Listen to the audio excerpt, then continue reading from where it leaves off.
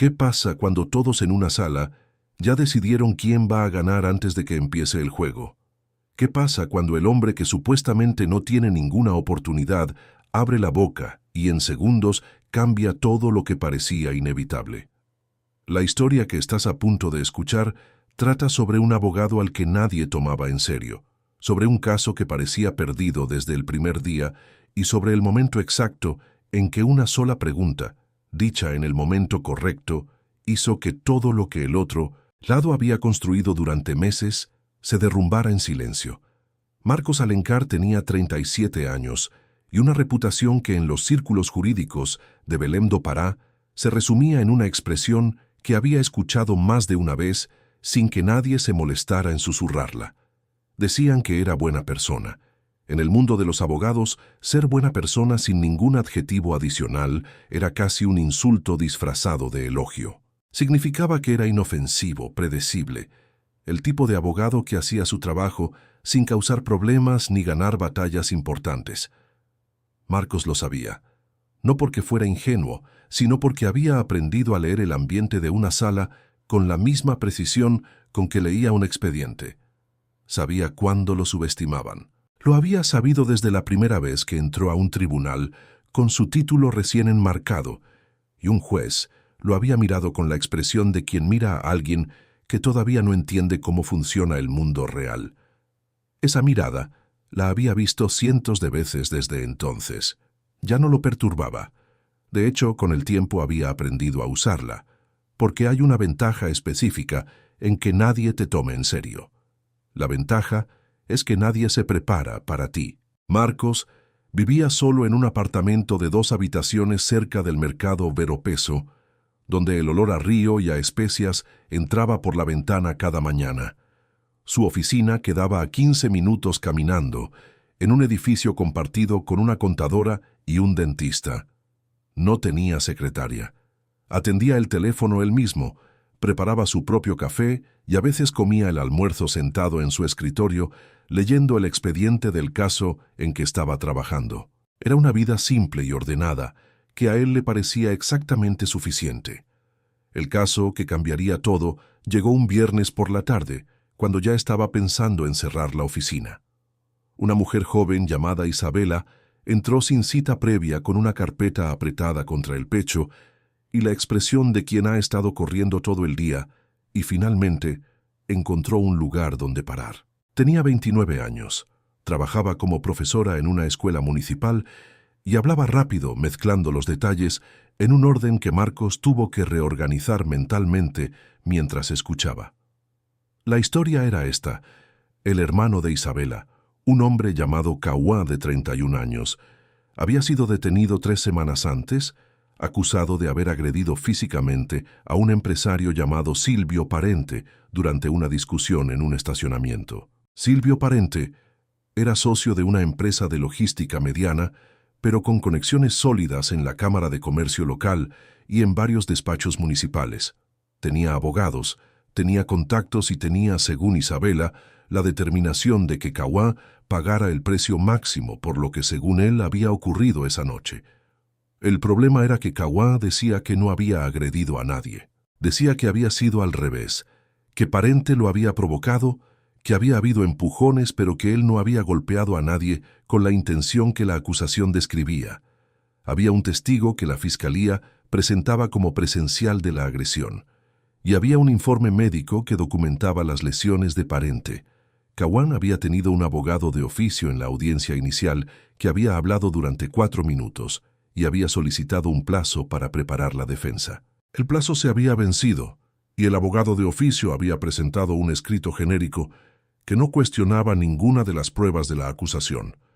La siguiente audiencia, la que definiría si el caso iba a juicio oral con posibilidad de condena efectiva, era en 5 días. Marcos escuchó todo. Pidió ver la carpeta. Isabela se la entregó con las 2 manos como si entregara algo precioso. Marcos la abrió y empezó a leer. La sala se quedó en silencio, excepto por el ruido del ventilador de techo que giraba lentamente sobre sus cabezas. Leyó durante 40 minutos. Isabela esperó sin moverse. Cuando Marcos cerró la última hoja, se quedó un momento mirando el techo. Luego miró a Isabela y le preguntó una cosa. Le preguntó si sabía exactamente dónde había estado Kauá las 2 horas antes del incidente esa noche. Isabela dijo que sí. Kauá había estado en un cumpleaños familiar. Había fotos, había videos del teléfono de varios familiares, había personas que podían declarar. Pero nadie le había preguntado eso al abogado de oficio. Nadie lo había considerado relevante porque la discusión en el estacionamiento había ocurrido de todas formas, independientemente de dónde hubiera estado Kauá antes. Marcos asintió despacio. Le dijo a Isabela que aceptaba el caso, que tenía 5 días y que los iba a usar bien, y que necesitaba los videos y las fotos de esa noche, esa misma tarde. Lo que Marcos había visto en el expediente, que nadie más había notado, era algo pequeño, pero significativo. El informe médico que documentaba las lesiones de Parente había sido emitido 36 horas después del incidente. No la noche del incidente, no a la mañana siguiente. 36 horas después. Ese detalle estaba en el expediente, en una línea de una tabla, entre datos administrativos que era fácil pasar por alto si se leía rápido. Pero Marcos no leía rápido. Una lesión documentada 36 horas después del supuesto incidente podía tener muchas explicaciones. Podía ser que Parente no hubiera sentido la necesidad de ir al médico de inmediato. Podía ser que hubiera estado ocupado. Pero también podía significar algo diferente. Y Marcos quería saber qué significaba antes de entrar a esa sala. Pasó los 2 primeros días investigando a Silvio Parente. No de manera invasiva ni ilegal. Revisó registros públicos, buscó su nombre en noticias locales, consultó el registro de procesos judiciales donde Parente había sido parte. Encontró 3 casos en los últimos 4 años en que Parente había presentado denuncias por agresión contra personas con quienes había tenido disputas comerciales o personales. En 2 de esos casos, las denuncias habían sido retiradas después de llegar a acuerdos económicos. En el tercero, el caso había sido archivado por falta de pruebas suficientes. Era un patrón. No era prueba de nada por sí solo, pero era un patrón que Marcos sabía cómo usar. El tercer día Marcos se enfocó en el testigo. Se llamaba Rodrigo y, según el expediente, era empleado de un local comercial cercano al estacionamiento donde había ocurrido el incidente. Marcos fue al lugar. Habló con personas que trabajaban en los locales del área y encontró algo que el expediente no mencionaba. Rodrigo no solo trabajaba en esa zona. Rodrigo había trabajado durante 2 años en una empresa que era proveedora del negocio de Parente. Habían tenido una relación laboral indirecta que nadie había investigado ni declarado. El cuarto día, Marcos revisó los videos que Isabela le había traído. Eran 4 videos grabados en el cumpleaños familiar esa noche. En uno de ellos, grabado aproximadamente 1 hora antes del incidente según el metadato del archivo, se veía a Kauá con claridad, sonriendo, hablando con familiares, con aspecto completamente tranquilo y sin ninguna señal de tensión o alteración. Marcos guardó ese video con cuidado. La audiencia fue un lunes por la mañana. La sala era pequeña y funcional, con luz fluorescente y sillas de metal. Del lado de la acusación estaba el fiscal y el abogado particular de Parente, un hombre de unos 50 años con experiencia evidente y la costumbre de hablar con una autoridad que venía de haber ganado muchos casos en esa misma sala. Parente estaba presente, bien vestido, con la postura de alguien que ya consideraba el asunto resuelto. Cuando Marcos entró y se identificó como nuevo abogado defensor de Kauá, el abogado de Parente lo miró brevemente y luego volvió a sus papeles. El fiscal hizo lo mismo. Era la reacción habitual. Marcos la registró mentalmente y se sentó. La audiencia comenzó con la presentación de la acusación. El abogado de Parente habló durante 20 minutos con fluidez y seguridad. Presentó el informe médico, mencionó al testigo, describió los hechos con una narrativa ordenada y convincente. Cuando terminó, miró al juez con la expresión de quien acaba de completar una tarea sencilla. El juez le dio la palabra a Marcos. Marcos se puso de pie. No llevaba muchos papeles. Llevaba el expediente, su cuaderno de notas y una tablet donde había guardado los videos. Empezó hablando en voz tranquila y pareja, sin apresurarse. Dijo que quería hacer 3 observaciones sobre las pruebas presentadas por la acusación, y que después de esas 3 observaciones iba a solicitar algo al tribunal. La primera observación fue sobre el informe médico. Marcos señaló la fecha de emisión, 36 horas después del incidente, y preguntó formalmente si existía algún registro médico de urgencias o de atención inmediata esa noche. Preguntó si el señor Parente había buscado atención médica en las horas inmediatas al supuesto incidente. El abogado de Parente dijo que eso no era relevante, que cada persona decide cuándo ir al médico. Marcos respondió con calma que en casos de agresión física con lesiones visibles, la búsqueda de atención médica inmediata era un elemento que los tribunales típicamente consideraban al evaluar la credibilidad y la secuencia de los hechos, y que la ausencia de ese registro era un elemento que la defensa consideraba necesario explicar. El juez tomó nota. La segunda observación fue sobre el testigo. Marcos presentó la documentación que mostraba la relación laboral indirecta entre Rodrigo y la empresa de Parente. No lo acusó de mentir. Simplemente señaló que esa relación existía, que no había sido declarada y que el tribunal tenía derecho a considerarla al evaluar el testimonio. El abogado de Parente intentó objetar diciendo que una relación laboral pasada no implicaba parcialidad.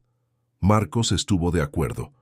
Dijo que no afirmaba que implicara parcialidad, solo afirmaba que era información relevante que el tribunal debía tener.